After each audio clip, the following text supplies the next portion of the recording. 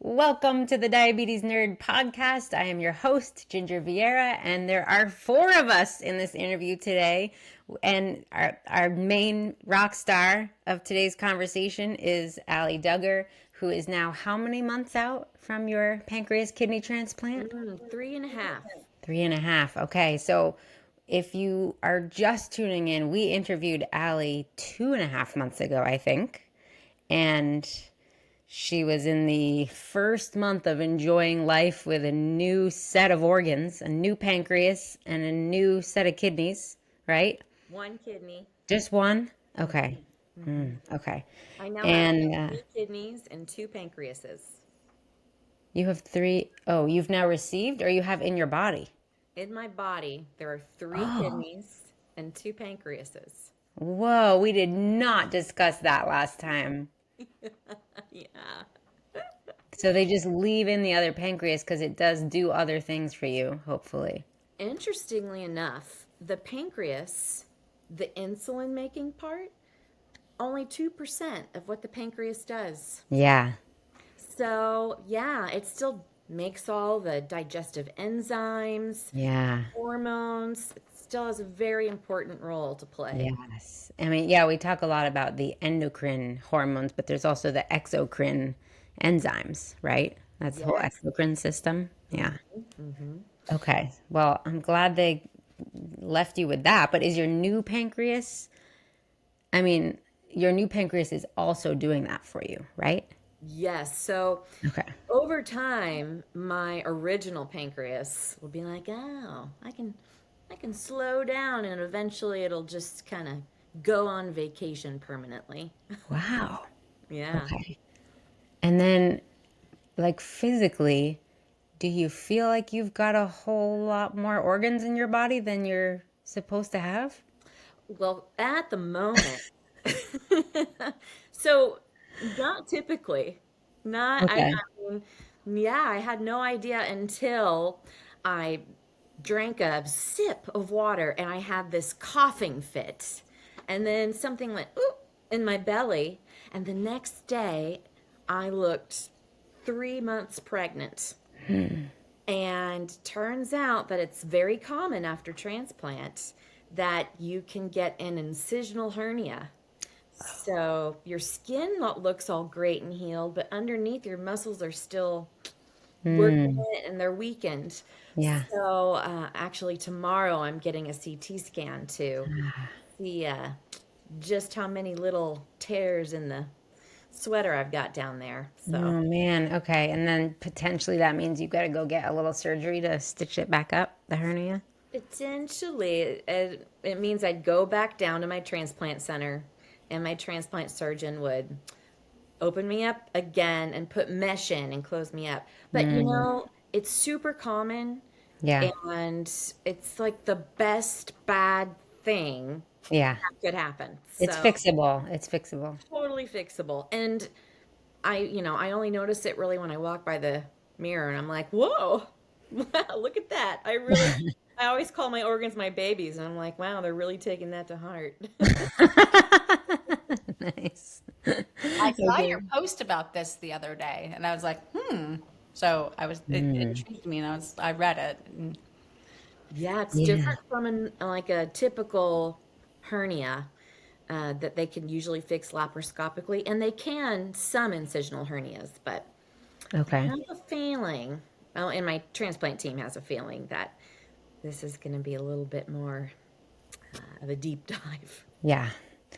Before we get into lots and lots of different things, can you tell everybody about your Substack that you started recently? Oh my gosh, yes. So if you follow me on Facebook, I tend to write quite a bit. So I decided that I would start a Substack for people that really want to get deeper and more personal Cool. and really be able to receive my story straight to their inbox. Yeah. And I'm pretty much sharing snippets from the book I'm writing. Yeah, you are. Cool. Okay. Good. That's very exciting. And so what do they look up on Substack? I have never been on Substack before. So how do they find you? So my actual website is allydugger.substack.com. But you Okay. can just look up Allie Duggar or Stories Carry Light. Oh, okay. Cool. That's my Okay. Substack name. All right. So, Allie, how the hell are you doing today since the last time we saw you? I know you've gone in for like a little bit of rejection therapy since we Yes. saw you. What's been going on? Well, every day is completely different Hmm. uh, in the way I see myself in the mirror and the way that I'm feeling. But I have to say, I'm either feeling at a 10 or a 20. Oh, I mean, nice. even with this hernia, I'm ready to go walk 4 miles on the beach with my dog. So Wow. yeah, in Awesome. that little rejection episode, would never have known what's going on if it weren't for the labs I get drawn weekly at this point. Okay. Okay. And if you didn't immediately take action, like that rejection could worsen and worsen and worsen, right? Well, I have to admit, I overreacted when I Oh. saw the labs because when your amylase and lipase start to increase, that's the indicator that you're going into rejection. And they Mm. had just reduced one of my big immunosuppressive drugs. So it was a Friday night. I called the transplant team after hours, and this doctor said, "Get to the hospital now." So I was throwing all my stuff in my suitcase, and my parents were running around. And I thought, oh, well, actually, I didn't think. I have to give the credit to my mom. My mom said, "You should ask your surgeon, before we make the 3 hour haul up north." Oh. That he said, he got back to me and said, "Oh, no, no, no. Yes, looks like you're going in that direction, but this can be handled with just changing your meds." Oh, Uh, okay. yeah. And the Okay. doctor So you didn't rec- go in. I didn't go in. Yeah, they just increased my prednisone, and I was beautiful the next week. So Okay. it was a Great. breeze. And how does it feel though every time you have to increase your prednisone? Does not Oh, feel it's good. different for everybody. Oh. Very different. I love it. Oh, It gives me really? so much energy. My Oh. skin is just glowing. Oh. Yeah, I mean, but the long-term effects I know are not good. Not good for your bones. Uh, yeah, it can not be great. But right now, I'm like, do you really have to reduce me down to 5 milligrams? Oh, okay. I'm I guess happy I enough. always assumed like it felt miserable to be on prednisone because I had a friend in high school who had not cystic fibrosis, Crohn's disease, and she would have to go on and off prednisone at times, and she'd get really puffy, and she was just so uncomfortable. Oh, for sure. I notice much more of a puff some Okay. mornings. And it fluctuates throughout the day. Sometimes I'm an absolute moon. They call it moon face. But I just look more like my mom because she's got the cutest round face. So, yeah, I really embraced the change in the body that can happen. And and it can be very hard to get to sleep. Very hard to get to Oh, sleep because you've got okay. your, but that's great because I need to catch up on my Facebook messages. Yeah, and you need to write that book. Get on it. Yeah. Exactly. Great. Uh, Can you work on my book while you're up all night too, please? sure, send it to me. Let's tag team this. Cool. Okay. So you're feeling pretty awesome, it sounds like. Yes, I'm feeling great. I'm Cool. physically feeling great. My Initially, I would have these fears jump up like, oh my gosh, what are my labs going to say? I'm almost afraid that I was going to lose this brand new life because I received it just like that.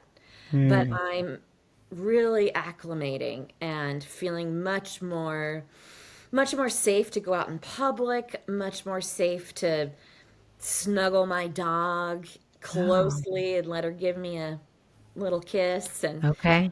yeah, I'm really fitting into my new existence. It's Okay. really, I can imagine that it's like you feel like, oh gosh, what if this is taken away next month? I don't want to get too comfortable here. yes, you're so Yeah. used to this anticipation of something happening and it being what you're striving for, transplant, why you're fighting every day to live and Hmm. endure dialysis, and then you get it and you're like, oh my gosh, I'm Yeah. gonna lose it. Yeah. But that for me has definitely abated. The Okay. hernia was like, "Whoa," are my organs trying to, pull an alien? Leave? You know, Yeah. Right. get out. But yeah, I just know in my heart that all will be well. Okay. Cool. Okay. And so you can pet your dog now without. And so the first 2 months are really the most stringent, Okay. right? They don't want you eating out at restaurants at all. They really don't want you going out in public, at least my team. They Yeah. don't want you having lots of visitors. And then after that, it starts to alleviate. Oh, okay. And it continues to until at a year, I mean, the restrictions you have are pretty minimal. Okay. So like you could go eat at Chipotle again? According to my dietitian, no. Okay. According to my doctor, just the other day, oh, yes, at a year, you can enjoy a burrito if you want to. Because I asked again. I was like, so is Chipotle still off the table? So, yeah, it just takes time because your immune system, while it's suppressed, it Yeah. eventually develops its own ability to fight things off. It acclimates, just Okay. like your mind and your body to your whole new existence. Okay. I All I right. remember the thing that resonated with me the most, or was the most shocking, was you not being able to snuggle your dog. Yeah. Me too. Yeah, Yeah, after I was transplant, I shocked. learned that, and I was like, would I have gone through with this? Kidding, And kidding. and then by the end, when we were all in tears, I was like, well, what if I met her in person and I want to hug her? Like, I just want to hug her. And I'm not a hugger, but I just really want to I wanted to give you a hug by the end of our the last podcast, and so those were the two things that resonated with me the most. Allie, take that as a compliment. Tara doesn't want anybody hugging her. Thank you. I would definitely give you a hug. I would just probably be wearing a mask, and please don't be offended if I use hand sanitizer afterward. I mean, I technically feel like bathing in sanitizer after someone gives me a hug. Yeah. That would make I'll perfect share. pair. Yeah, Yeah. But for a whole different reason. I get it. Mental health issues versus actual health conditions. I don't like hugs. All right. All right. I totally get that. I definitely know people that are that way. She Yeah, gives me hugs now. She didn't used to. She Oh, gives me hugs. I do. You do. I Pretty do. often. Yeah. That makes it so special. Mm-hmm. I know every time I'm like, wow, look at this. Yeah. Is it a real hug or is it just like the side hug? It's a true Tarameo hug. It's all the way. It's as real as it gets. Although I did give you a real hug in Florida. Yeah, Over well, somewhere. a bolt of lightning went off, and we were apparently like a half mile from the center of the most lightning struck place in the world. And it was this insane downpour during a diabetes conference, and a bolt of lightning went off, and we both grabbed each other, and our bones were shaking for like 2 hours afterwards. It was the craziest bolt of lightning I've ever felt in my life. Oh, But terrifying. I love that our first reaction was just to hug each other. Leave me. That set my dog off. And my cat, she's leaving for this.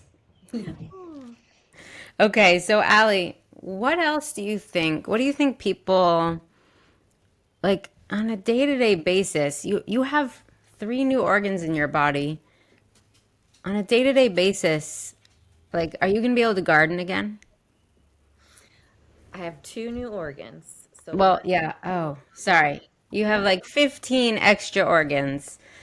Two new ones. Yes. so two new ones. Two new ones, yes. Okay. Will I be able to garden again? So it's looking like in a year I will be able to, if I'm well gloved, and I have a fellow, we call it SKP, simultaneous kidney pancreas transplant. I have a fellow SKP friend who she touched some dead leaves while playing with her son, her 5-year-old son. You know what you do in the fall when you're jumping in leaf piles. And there is a fungus that lives on dead leaves. And now she's in hospital with pneumonia and fighting to keep her organs. Oh, So there are things I will need to be careful of for a long time, maybe okay. forever. It just all depends on what my labs start to show. Yeah. There's in very, very rare cases, I mean, point probably, I haven't looked this stat up, but point zero something cases. There are some people that their immune systems acclimate to the point where they don't even require immunosuppressive drugs any longer. Wow. So they'll continue to reduce and reduce and reduce, which means I'm able to, on my own, fight and Wow. fight and fight more. And I didn't know that was possible. How long after your friend's transplant was she touching leaves and got pneumonia eventually? I want to say over half a year at least. Okay. Wow. So my roses, they've got plenty of dead leaves right now. So I'm just enjoying them out my window as they naturally evolve. Okay.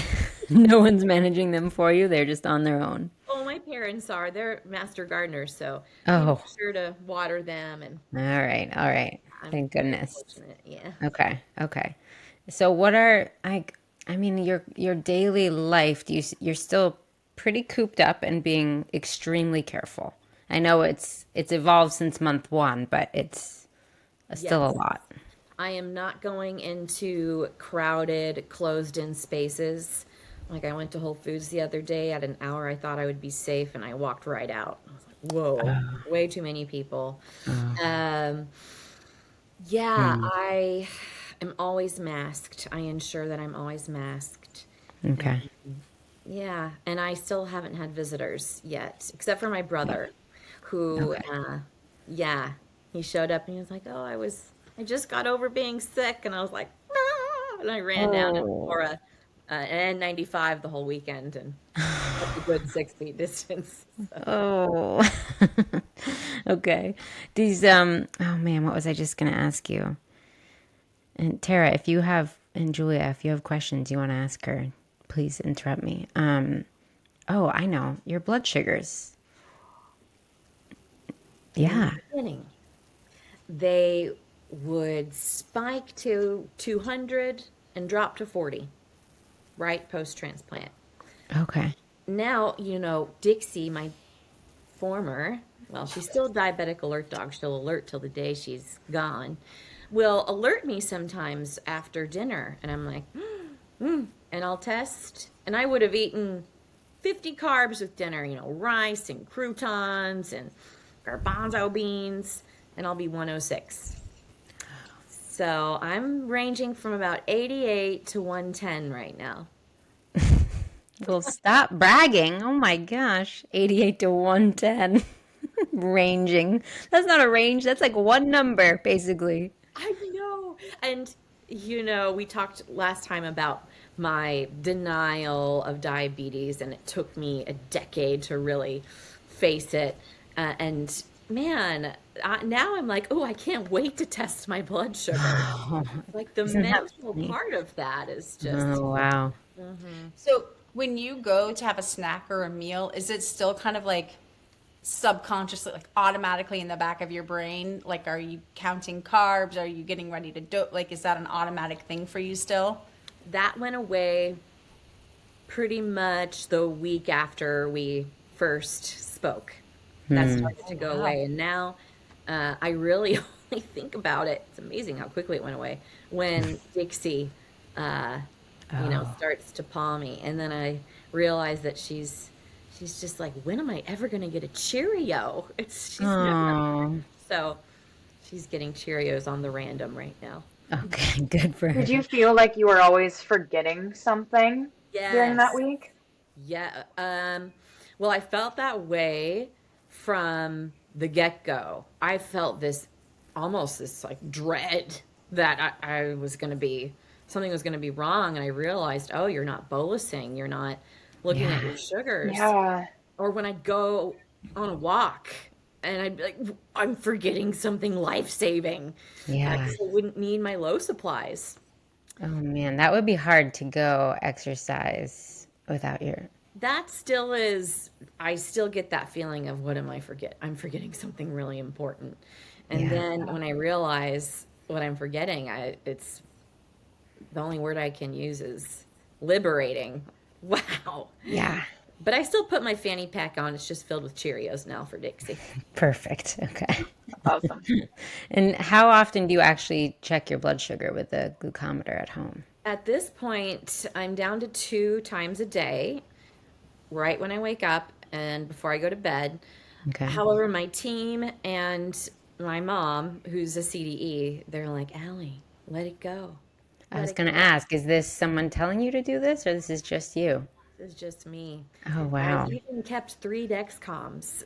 I'm just, out of all my supplies, those are the only 3 things I've kept, Just in case. just in case. Oh, that diabetic hoarder never quits. Never quits. Hmm. So true. And Yeah. while I no longer need to manage my diabetes, it's interesting. It's changed to other areas of my life. So I've started, and in the beginning, I was micromanaging my nutrition. I was micromanaging my exercise and movement. I was micromanaging my calendar.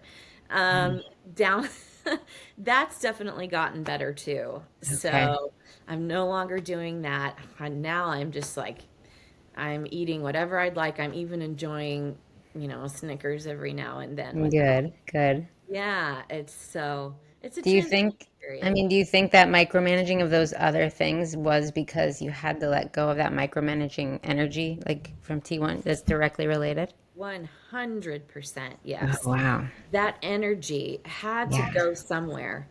It couldn't, for me, I couldn't just let it go. Yeah. But it definitely, with time, I mean, I would say now, if I were at 100% after transplant, I'm at about probably 10% now of Okay. micromanaging myself. And with these 2 a day blood sugar checks, what is it that you think you need to go down to 1 a day? What is it what would satisfy that part of your I brain? think I need to not be so excited to see my blood sugar. I think that's a big reason I do it. Uh, it's, I just, it's like, wow, this is real. It's like magic. Yeah. Yeah. So, it's not out of worry. It's not out of Okay. anxiety. It's out of pure joy. Okay. Well, that's cool. Yeah. Yeah, I mean, I can imagine that of like, because we've put a CGM on Tara, and she and I will eat nearly the same meal, drink nearly the same drink, and I'm working as hard as possible to stay under 180, and she's like 97 and just sitting on her ass. And Ah. and not throughout the whole day, Tara. You do get up and do lots of things, but during the meal, you're doing nothing, and except enjoying your meal. And so I can imagine what magic it would feel like, right? To like check and be like, this organ is actually doing its job. It's It's magic. magic. It's magic. Medicine Um, is magic. yeah. Cool. Wow. Okay. Wow. I don't know, Julia. How jealous do you feel? I don't. We don't want to be in Allie's shoes. She's got so much ahead of her, and she's been through so much. But that 106 is incredible. I can't even imagine. I can't imagine being in your shoes. As you were saying that, I was just thinking, would I be upset that I put in no work and my blood sugar is okay versus the times where I'm living with type 1 diabetes, I'm putting in a ton of work and my blood sugar is okay or isn't okay. It must be like a really weird experience to go through that. I'm so glad you said that because before transplant, I wondered, who will I be without the fight? Yeah. Yes. It's been such a part of my identity, who I am. Mhm. And transplant is still a battle for sure. Oh, yeah. Right. I got received a comment on one of my posts, and it was a woman who said, "Why do you get a pancreas when you weren't compliant? You ruined your body, and I have always been compliant, and you get rewarded. Mm. I have to suffer still. It shouldn't be allowed." And I can understand where she's Mm. coming from. However, I want to say that compliance, that word, I Yeah. feel should be banned. Yeah. Banned. Yeah. That word Um, sucks. yeah, and, you know, getting diabetes isn't a choice, right? And how we cope with it is not a straight Yeah. line. And genes play a huge part in developing complications. Mm. There are people I've met who were Hmm. not making diabetes their priority for decades. Right. And don't, yeah. Nothing. Yeah. So Hmm. I Right. respond Your complications came on so fast. so fast. And, Yeah. Yeah. every single one in the book, every Yeah. major one, every minor one, every, Right. ones you're like, what? How do I pronounce that? Yeah. So I said to her that I understood where she's coming from, but I had to fight like hell to stay Yeah. alive. And Yeah. I would not Yeah. wish this on what I went through on my worst enemy, No. and that we all deserve a chance to live, no matter what that looks like. And I Hmm. hope that she one day gets the chance, but I pray it's not through a pancreas transplant. Well said. Well Very said. well said. Yeah. That is, I mean, no one should envy what you've gone through to get to the point of producing insulin. And I can understand it because there isn't much education around it. No. Right. Our education is watching an episode of ER where someone Yeah. goes to the ER Hmm. and they come out and they're like, "I've got a new heart." Yeah. Right. Right. you know. Yeah, that's such a good point. And no one, I mean, we don't see the people who are, when you were near death, you're not blogging about it. You know what I mean? You're struggling to survive. Right. Exactly. Yeah. So, yeah, we just don't see that. And we've done a lot of work with things like VX880 and past work, Vertex's clinical trial. VX880 is transplanted insulin producing cell therapy, and right, and you need immunosuppressives, and it's only the clinical trial was only open to people with severe hypoglycemia who were really struggling to survive the day, right? Yeah. And people were mad. Why isn't it available to me? And it's like, because immunosuppression therapy is not for the faint of heart. If you are Hmm. currently doing real life with diabetes, and we all have my blood sugar's been stuck over 200 for most of the day, and I'm quite annoyed, and my throat is a little sore, which probably has nothing to do with my blood sugar. I'm probably just getting sick. But either way, right? It doesn't mean thriving with diabetes doesn't mean that things are going perfectly. But I'm getting through my day just fine. And it's hard for people to realize that alternative world of type 1 where you are truly struggling to survive. And it does not effing matter if it was because your mental health could not cope with the burden of managing it for 10 years and you struggled to take your insulin. It's irrelevant. It's Yeah. irrelevant. And one thing about type 1 is you can take an insulin dose a couple hours late if you miss it. You can sleep in and be late taking your Lantus if you're still taking long acting. But if I miss a dose of my immunosuppressives, Mm, it's in many cases, game over. yeah. You ask people who have had their organs for 30 years. How many doses have you missed? And they'll say, two. And in that time, those 2 times, my transplant team was Really? on it.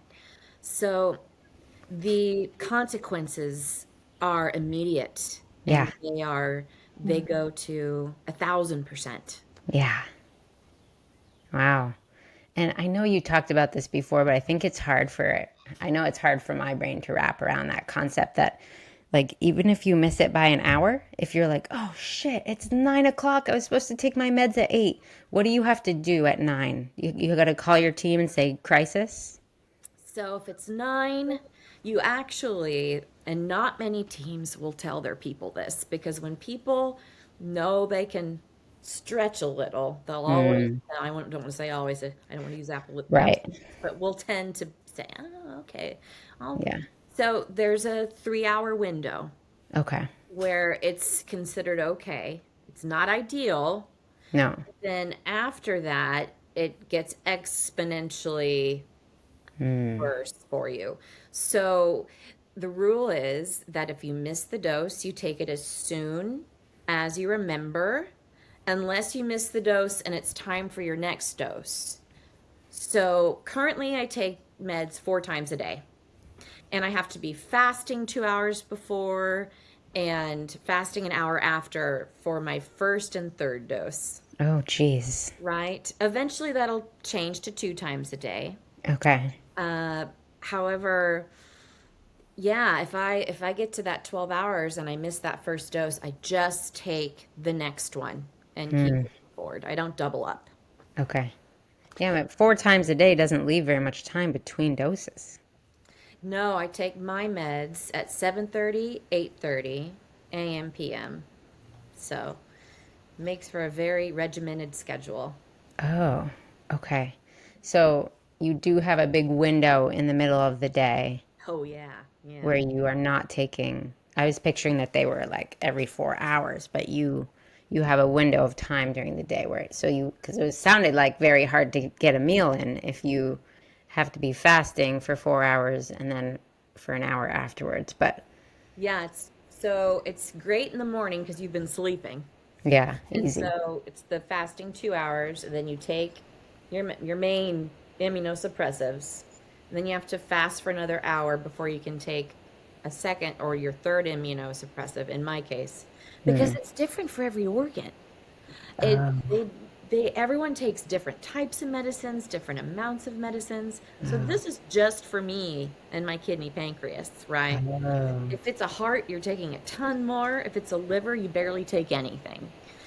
So yeah, and I find that fascinating. weird. So Okay. then, yeah, 8:30 I get to have breakfast, and then I stop eating at 5, and so I because of my gastroparesis, I want to make sure I'm really empty, Yeah. and then I take my next meds at 7:30, cook dinner, and then I have a late dinner, and Oh, okay. yeah. In the transplant community, is there a lot of discussion around like fatigue and burnout? There are definitely quite a few posts about people who are like, "Ugh, I just don't feel like taking my meds right now. I just don't feel like taking my meds."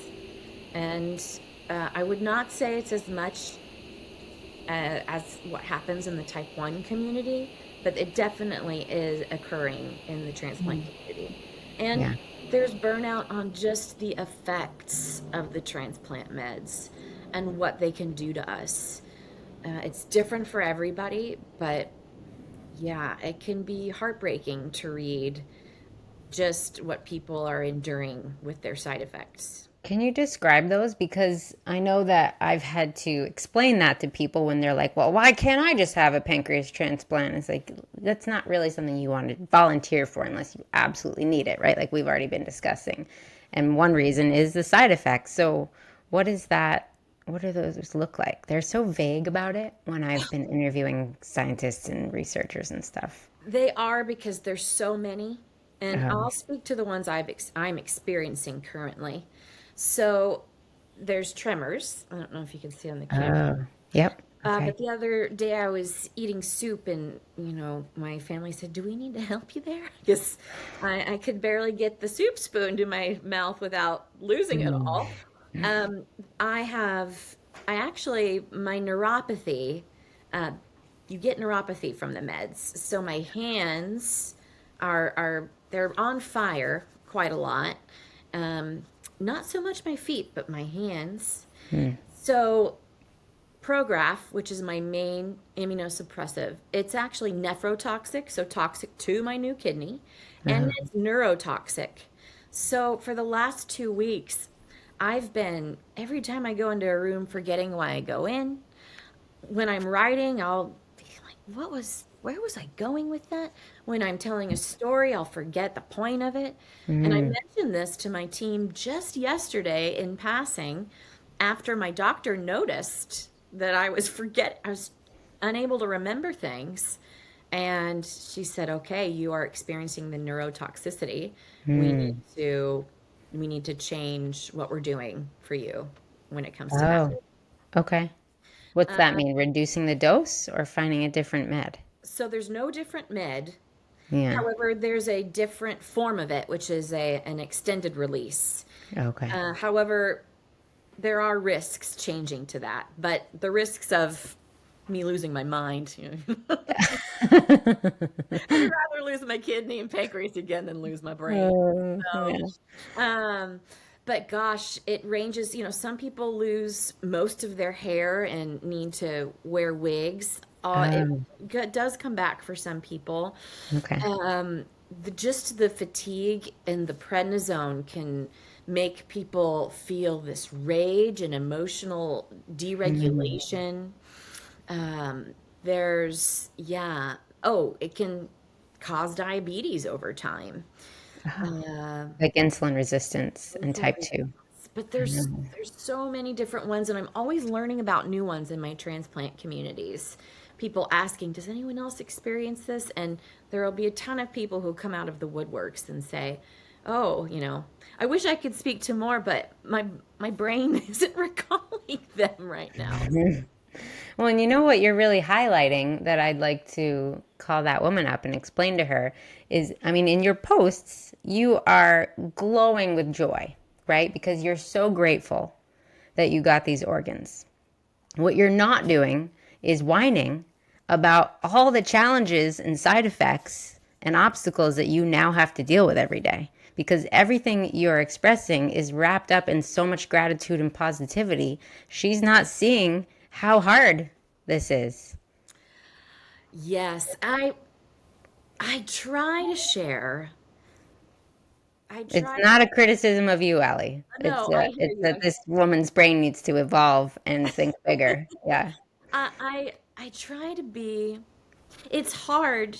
It's very hard to complain when you have been sick for so long, and it makes my challenges feel, yes, they're big, but Mhm. I am appreciative of them in a way. Yeah. Just am. You know it comes with the gift of transplant. The gift of staying alive, because Yeah. that coma we talked about last time, I have woken up in the hospital before, and definitely not for that amount of time, but the paramedics knew me by first name. Hmm. uh, my life, my parents were looking over my will and discussing how to make my requests happen. Yeah.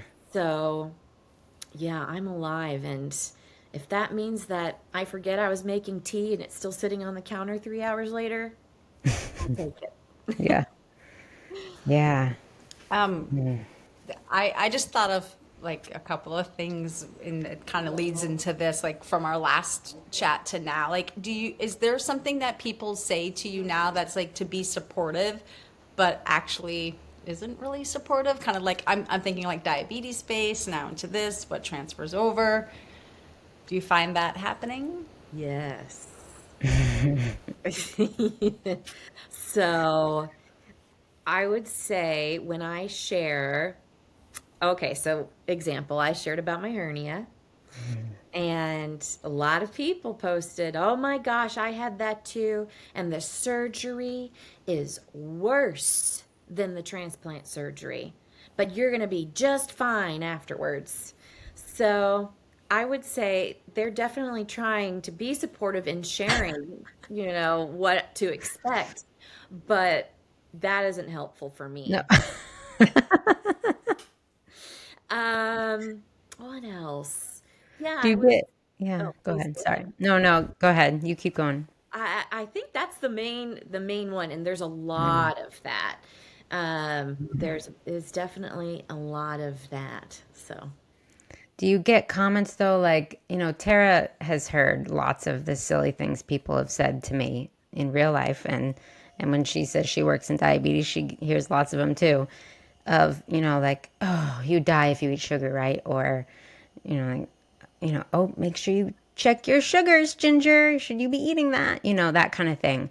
Do you get some version of that as a pancreas transplant recipient?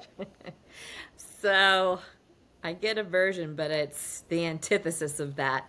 So someone will be, maybe being a little grouchy at the grocery store. It's like one of the three places I go right now.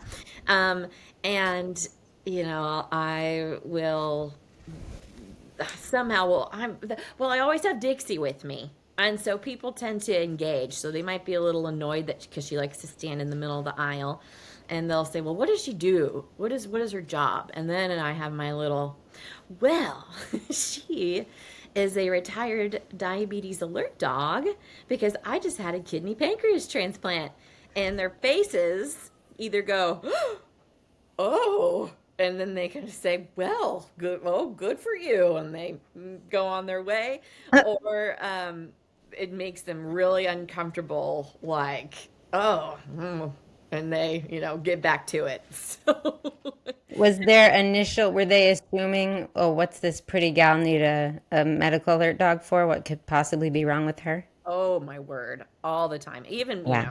from the moment I've had her, most people are like, "Are you training her?" And then, I have my little three-sentence elevator pitch about who Mhm. she is and what she does. And yeah, I can't tell you how many times, people walk by and they look at the dog and you and what's wrong with you? And Oh my gosh. what's wrong with you? They're just genuinely curious and probably have nobody with chronic illness in their family, or if Yeah, they do, they're far removed. So I just right. always take those opportunities to educate. Wow. Yeah, they just assume, oh, she's got an emotional support animal because she got a letter from her therapist. Oh yeah. Nudge it through. Yeah, exactly. Wow, that's so it's so rude. But yeah, it's people like, during COVID, we all assume now because of COVID that someone wearing a mask is because they're still paranoid about COVID. And I've heard people be like, "Ugh, look at them in a mask." And like, you don't know if that person was just in chemotherapy. You don't know if that person just received a new organ. Like you have there's more reasons to be in a mask than just COVID in 2025. That's so funny that you bring that up because Mother's Day weekend was my first weekend going out amongst people. We stayed outside, but I was had my N95 on, and it's busy in Big Sur, which is where we went. And we walked past this table, and I heard a man say, "Look at her, still wearing her mask." And I believe it was probably his wife said, "She may have cancer." I was like, that's good for her. And then I was like, man, yeah. No, I felt like being like, no, I had a kidney pancreas I was transplant. gonna say, if I was with you and I had your permission, I'd be like, you wanna know what, mother effer? First of all, it's none of your business. Secondly, keep your mouth shut. Third, she actually just got two new organs. And mind your own business and eat your salad. Yeah. And eat yourself. I've seen a lot of people with shirts that say, I'm the survived a kidney pancreas transplant.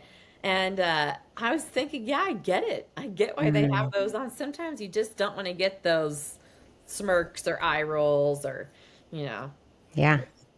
The I've had, the go ahead. biggest line I was taught was like not all well, this was a long time ago, so I'm not sure if it's PC anymore, but not all disabilities are visible. So stop being judgmental. Yeah. But if you've never experienced one, people can't even. I actually bumped into a type 1 while I was in Disney World with my kids. And I said something like, "Hey, nice CGM," or something. That's usually what I do if I see a stranger with a CGM.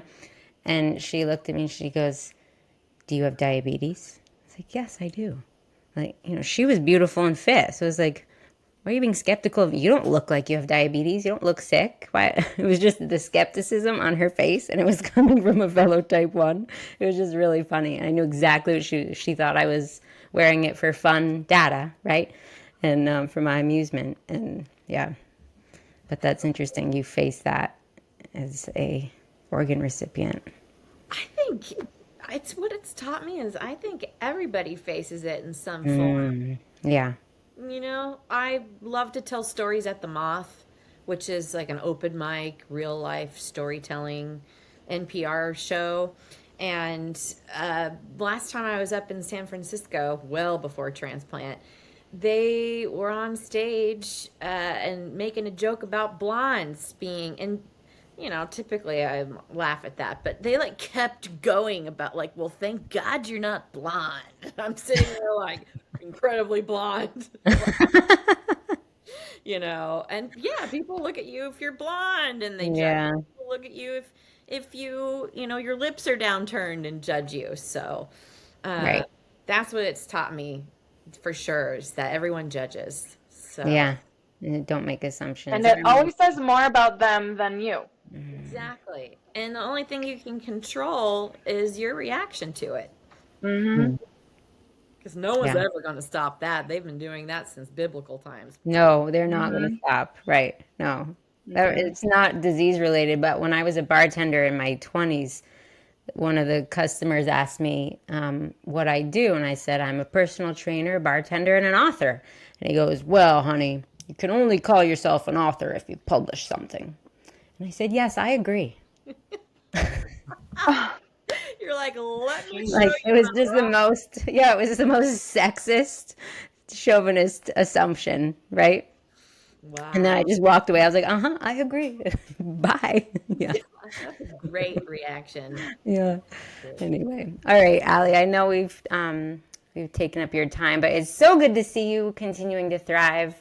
And I think maybe next time when we have you back, we should just get an Allie crash course in gratitude and positivity, right? Because Yeah.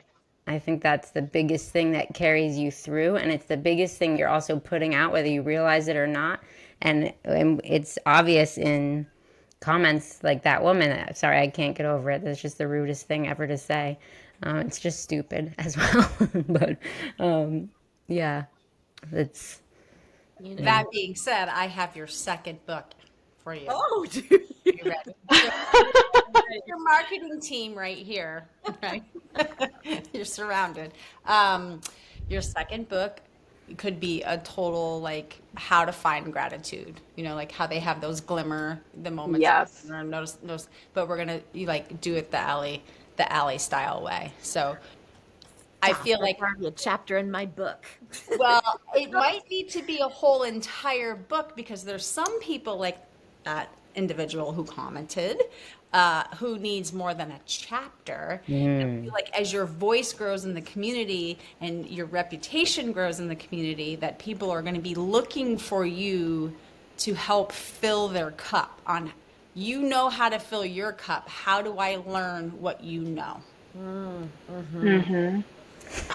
And you the got it. Terra Mayo marketing brain is on fire now.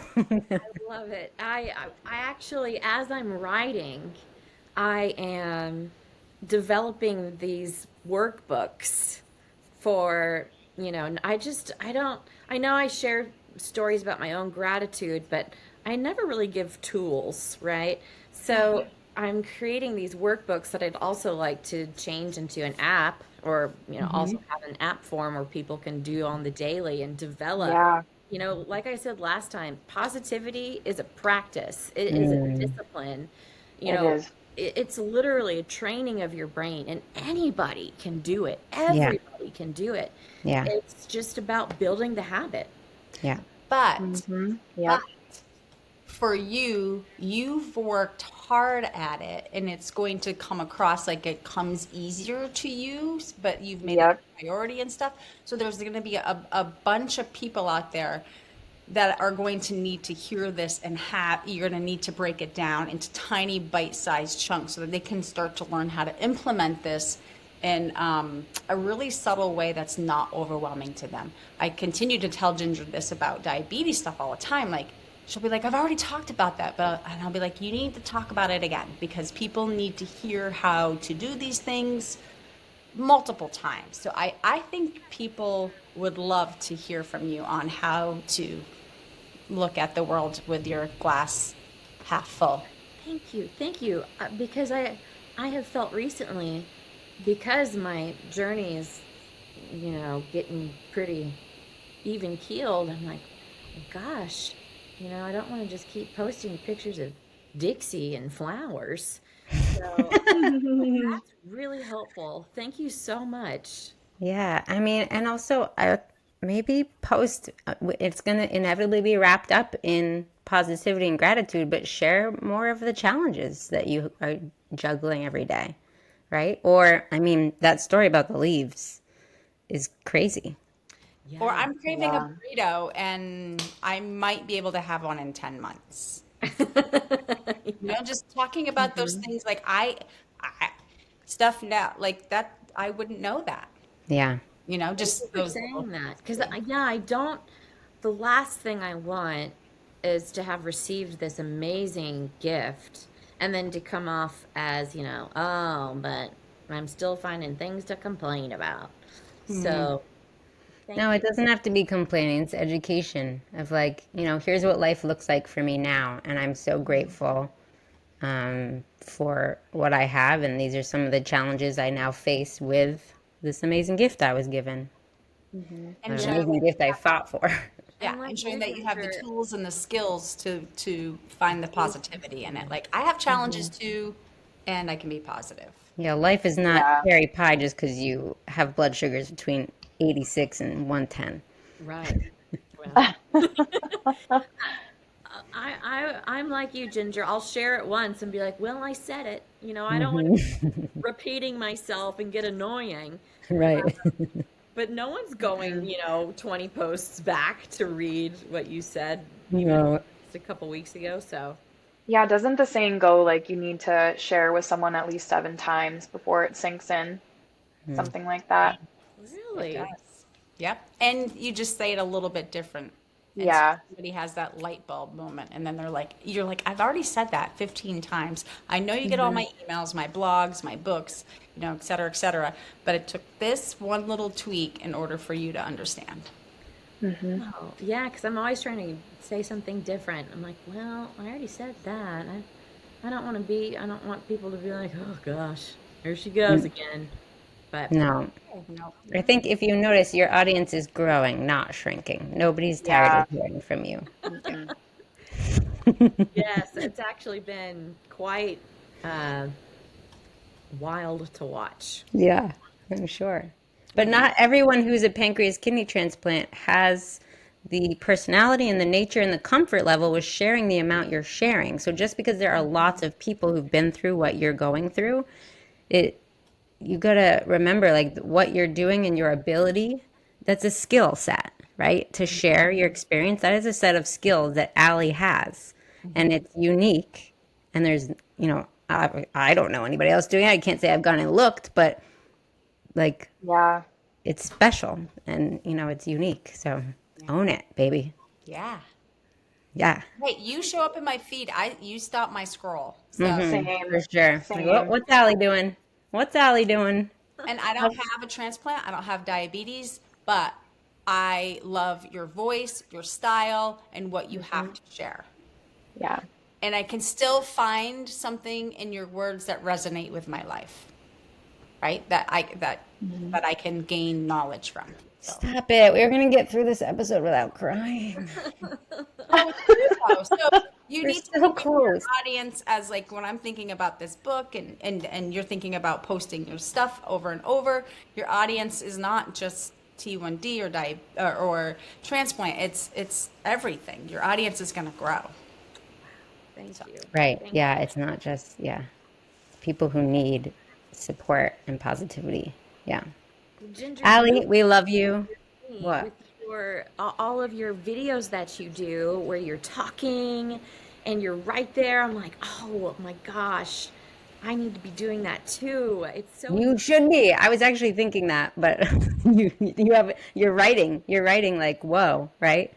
And I'm you writing can't like put videos in a book, but you could be doing little snippet videos, and that's taking an idea and boiling it down to 3 sentences, really. that would boiling be it because I like to talk, so I could see my Okay. reels being like 15 minutes. Yeah. So if you ever want to hop on a call, and I'm going to volunteer Ginger as well, and Julia, I'm sure Julia would Yeah. too. Well, We would hop on a call and give you some pointers and help you with some that. examples of like what you've got that you could turn into. Yeah. Well, yeah. And then once you figure out like, oh, that's what it is, right? And you'd be on a roll. Yeah. 'Cause I yes, think I I think people accept. would love that variety of the short snippets and then the longer posts. Oh No. boy, I see a YouTube channel in your future. Okay. I Stay have tuned. one Oh, video okay. from It's, back when I was in a wheelchair. oh, It's called crab walking. oh boy. Allie, we love you and we want more from you, so keep doing it. Okay. Keep sharing. Wait until next time. Yes, I'll email you. Okay, sounds good. Bye.